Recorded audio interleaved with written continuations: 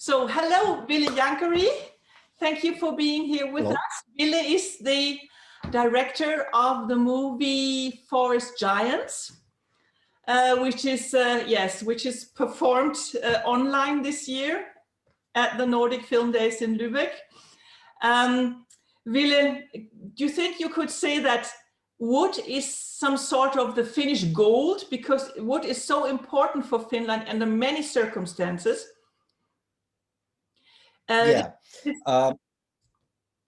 ahead. So yes, it's a kind of a Finnish thing that we think, and we not just think, but it's actually a fact that Finland was built with forest. We are full of forest, and however, 100 and even more years ago, we kind of started to get wealthier and wealthier because of forest. Mm-hmm. So forest for Finland is industry that I would guess coal is to south of Poland. So it just everybody kind of appreciated that, and so yeah, forest has been, and but not so much anymore. And like this film tells the story of a factory closing. We have got those factory closings since 90s. So it's kind of it's a history thing, and it's also very up to date thing that just week before we had the Finnish premiere, a paper factory was closed north of Finland, and it was a very kind of symbolic thing, because that was the last paper factory that made newspaper paper to Finland. So now we actually have to import newspaper paper. Was that Myllykoski, the factory that was closed? Was that No, it was called Kaipola. Ah, Kaipola. Oh yes, I remember. Yeah, okay. I've been working in the printing industry before, so I'm a little related to paper stuff, and I know that this also, of course, is related to wood, because the fibers come from the wood. It's sort of a waste product from the wood industry, from the forestry industry. So these industries are, of course, connected very close. My guess was that you picked it because your story feels to me like sort of an archetype story. I mean, it could be almost any industry nowadays which is a hit of globalization. It could take place anywhere in the world. But of course, for Finland, then it's very typical that you would choose this background for the whole story then. But I mean, it's based on a novel from Mika Nusiainen. When did you fall across the book? Is it a bestseller in Finland, probably, or? It is Mika Nusiainen, his household name. Kind of all his books have been quite bestsellers, and the book was written in 2011, and the producer of my first film, Six Pack Movie, he optioned it then already. And I think I jumped in board 2014, and he basically called me and asked, have I read the book? And I hadn't read that book. I've read some other of his books, so I went instantly to the bookstore and bought it and read it and liked it a lot. And then the next big question is it for me? Is it something that I have something to tell about? Is there something that I can relate to? Because making these films, they may take such a long time. So if you don't really love the project or the subject matter, or you feel that I don't know anything about this, there's no point of taking that route. So I don't have relation to factories. My dad is a musician, and my mom was at home mostly, and so I kind of didn't have a connection to that. But the connection that I found from the book was that my parents were quite the comedians, and they decided I lived next to Helsinki until I was 12, and then they decided to move to Lapland in the small village, which was horrible. I can understand that. That's quite some contrast then. Since you mentioned music here, I mean, music is playing some sort of a role in the movie as well. Would you say it's more than just some sort of an outlet for the frustration that the boys or the people working in this industry and are dismissed have? What is the music part in the film then? Well, in general, the music in the story comes. It mainly comes from the flashbacks and the main character's love for metal music, and especially Metallica. Mm-hmm. It was already big in the book, and the author is a big fan of Metallica. So okay. So when we started to write the story, the first thing the producer said to me that okay, the first thing we have to do, let's write off the Metallica because we're never gonna afford it. Okay, but they are in the film, actually. So, yeah, they are in the film, and that's a funny and great story how that happened. Maybe I tell it now. So so the first draft of the script was with some a smaller band, like a punk band from England or something like punk that. But is also very I'm going to take a credit in Finland. Yeah, I'm going to take a credit of the idea of getting Metallica to the band. I didn't do the actual work to get it, but I said to my producer Rimbo a few years ago that why don't we try get Metallica? Mm-hmm.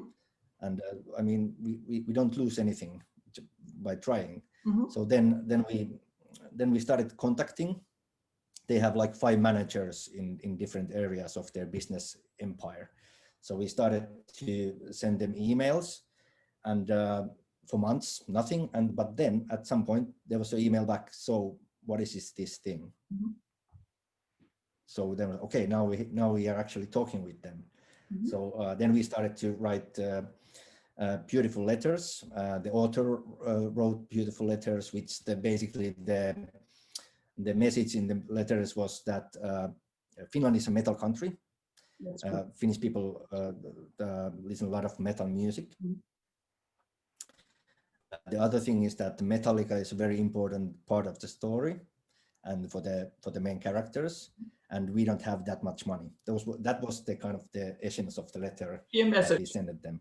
And then yeah, and then in the production company Solar Films has a great woman, Hanna, who basically then made the deal with them with hundreds and hundreds of emails. Mm-hmm. Great, but it's super that it worked out. I mean, it makes it even more authentic. There are so many layers in this story, and since you mentioned before that, well, your parents are within art and you are within art, the composition of this movie is quite, yeah, it's quite special, I should say, in that sense that you choose the viewer so very often to change perspective. And maybe you know what I'm talking about. When you start, you have these funny sequences that come in between, where you sort of create some sort of ironical distance to this really rather harsh story that you're telling in the film. What was your purpose by using this ironical distance? Because I felt then it's taking away the seriousness in a way from the subject. Was that by purpose or? Yeah, sure, it was the purpose, but how did you get to that? It was a bit of a by purpose. We kind of so I started to write the script by myself, but then in the middle of the process I made one other film, mm-hmm. So, which meant that I couldn't work with this for a year. So I asked my colleague to write one version in between, Timo Turunen, and we co-wrote it together after that because he did such a good job while I was away. So we continued till the end. So what we played with the story was that how much we want to go to the kind of comical side.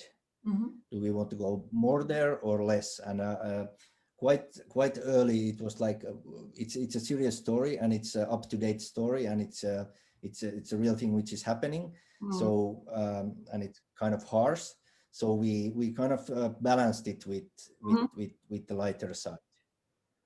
So and with the kind of the backstory that goes in the flashbacks, It kind of starts more lightly and humorously, and then the relationship with the father and the father's alcohol abuse.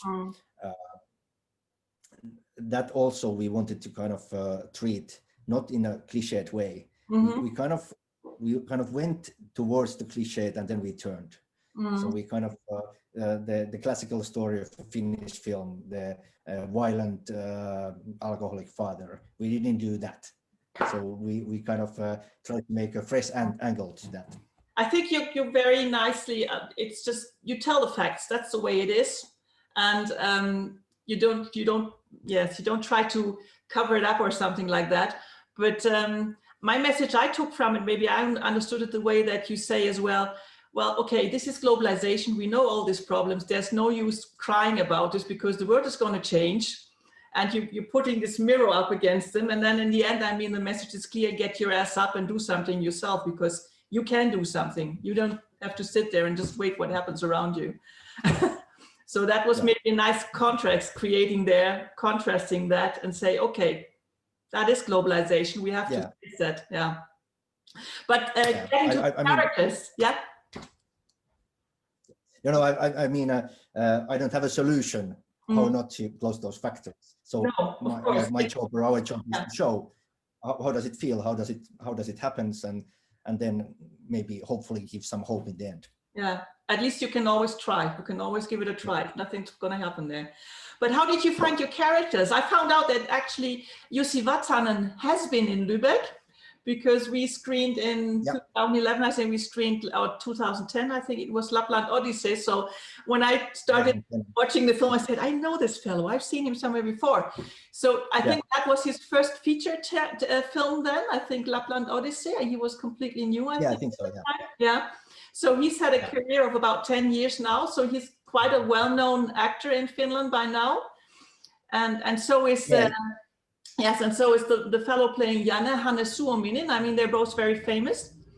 And did they jump on right away and said, yeah, great film? How did you find these two fellows for your movie? Well, it actually happened with Jussi.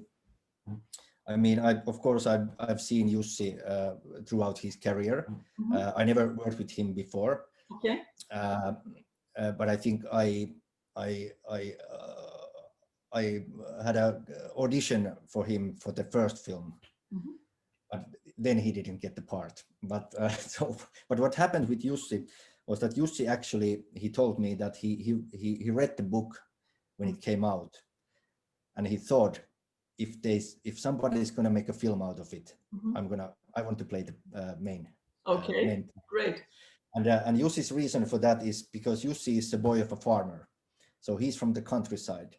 So he related to that thing that come to a small village. He came to the theater school here as a farmer's son, and he kind of felt not in the circle. So he had to kind of be quiet from his past, and so he kind of relate to the story a lot. So when we were quite been writing already a couple of years. I think I had a talk with Rimbo, and Rimbo said that producer Rimbo, and Rimbo said that he had a call from Jussi, that Jussi heard that we are doing this film, that he would be interested of audition or something, and we kind of at that moment we kind of thought that, well, he's the right guy for the part. So that came that came quite early. And then with the rest is that we got the green light last year. So then some parts you kind of cast by just thinking that she or he will be perfect for that. But for some parts it's very good to do some casting. And now when we had Jussi, we did some casting tapes with Hannes and some others, and the chemistry with Hannes just worked so perfectly. So that was, I think they're really biased in the movie. That was really great. And Tommi Korpela is also in it, of course, a great Finnish actor.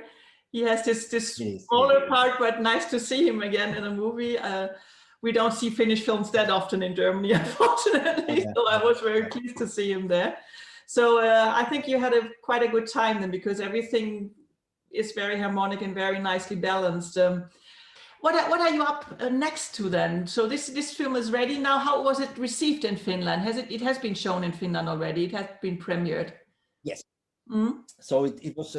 We had I don't know if it was good or bad luck, but for the kind of film to get noticed, we had with the big forest company decided to close the factory that I just told, and they announced it week before our press tour started.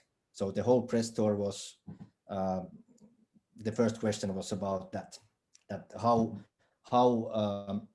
and it was very absurd when I watched in the news. I watched that they're going to close this factory, and there was a company person talking to the TV cameras, and there was exactly same lines from our film. I was like, this is insane. This is absurd. I had to open the film from my laptop and see, and actually they were using the same phrases and the reasons why this had to happen.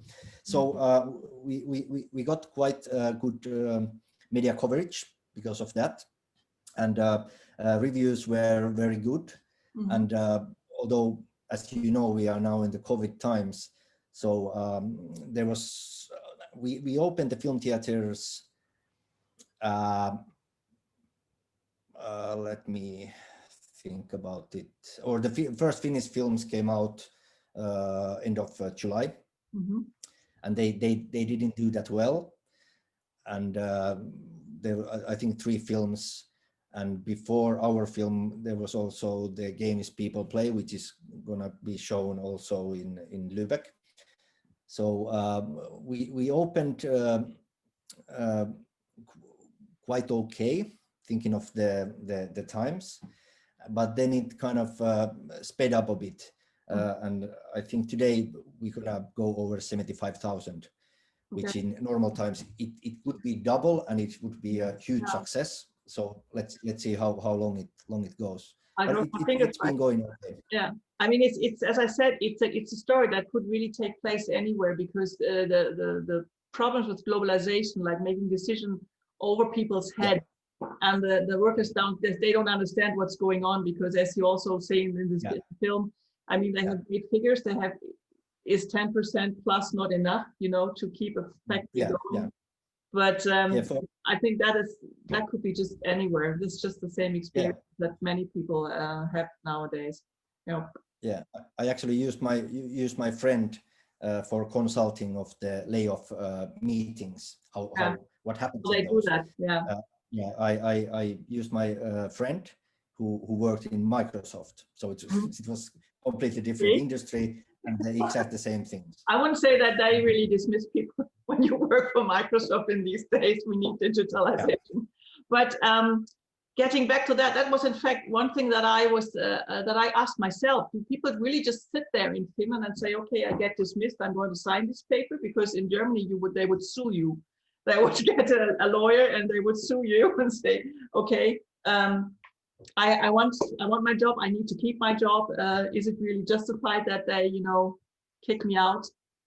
So are people like that in Finland really, that they would just sit and say, okay, I'm going to sign this? Oh, there is a kind of a 6-week period when they have these discussions of the terms, how you're going to do it, and then you just have to do it. So in that situation, you either sign or you don't.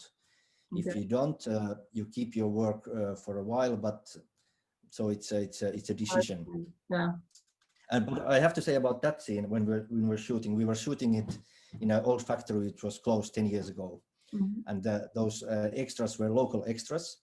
And when we were setting up the scene with the DOP of where the main character Jussi's character and the factory chief Tommi Korpela is sitting behind the table, and we were thinking with the DOP, does it look funny in the wrong way that it's a small table and these 2 tall guys sit behind it? One of the extras was standing behind us, and he said, no, this is how it happened when I was here 10 years ago. So those guys, they were actually doing it again. Oh my God. Extras. And then I just stand back and didn't direct at all and just asked them to go to the table and do what you do, or you did. Sounds a bit harsh then, really. Well, but anyhow, we don't want to reveal too much about the end. So maybe some of the people are still streaming and want to see it. So we leave that open. But anyhow, thanks a lot for being with us here and having this small chat. Thank you. And I really cross my fingers. I think it's a great movie. It's very entertaining. And in spite of the subjects, you have a good grin once in a while. You really can smile and sit back and say, hey, this is really funny. And for me, it has a lot to do with Finland, really. So with the society, the way they work. Yeah. Also the problems between modern society, between town and countryside. So I think you really hit a nerve there. So thank you very much. Good luck with it. And thanks for talking with us. And I hope that we will see you next year in Lübeck again. I would love to come back and say hello to Linde, Sandra, Maria, and everybody. Cinema, for God's sake, without this stupid virus. Let's get rid of this stupid virus. Kiitos, Ville. Kiitos.